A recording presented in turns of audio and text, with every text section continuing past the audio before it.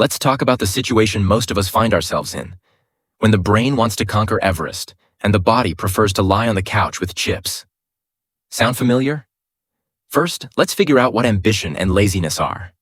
Ambition is like your inner coach who constantly shouts, "You can do more. You deserve the best." And laziness is the same inner voice, only it says, "Come on, you'll do it tomorrow, or in a week." And these two guys are constantly fighting in your head. What to do? 1. Accept your laziness.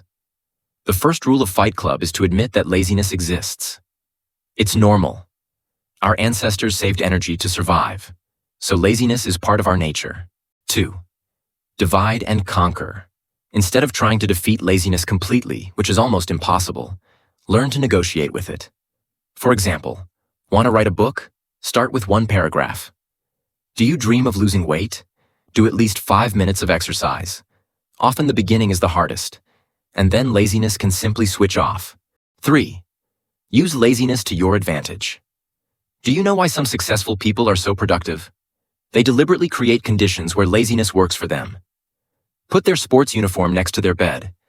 Turn off the internet while working. Prepare food for the week ahead. 4. Create a motivation system. Imagine that you are Pavlov's dog. Only instead of a bell, you have a reward system. Finished a report? Played your favorite game for an hour? Went a week without missing a workout? A new t-shirt. The main thing is not to deceive yourself. The Pomodoro technique. This is when you work for 25 minutes, then rest 5. Repeat the cycle several times. The brain thinks, "Oh, I'll just have to endure 25 minutes," and agrees to work. Find your rhythm. Some people work better in the morning, some in the evening. Don't force yourself to do important things at the wrong time. Communicate with the right people. Find those who support your goals, and send energy vampires to the blacklist. Remember the long-term perspective. Imagine yourself in a year if you continue to be lazy. Now imagine what you could be like if you acted. Is the difference impressive? Be realistic. Don't plan to change the whole world in one day. Small steps are better than grandiose plans that never come to fruition. Track your progress. Keep a diary of your achievements. Even if you did a little today, it's better than nothing. And it will be easier to continue tomorrow. Bonus tips. The 5-second rule. Want to do something? Count to 5 and start. If you give yourself time to think, you'll find an excuse. Laziness therapy.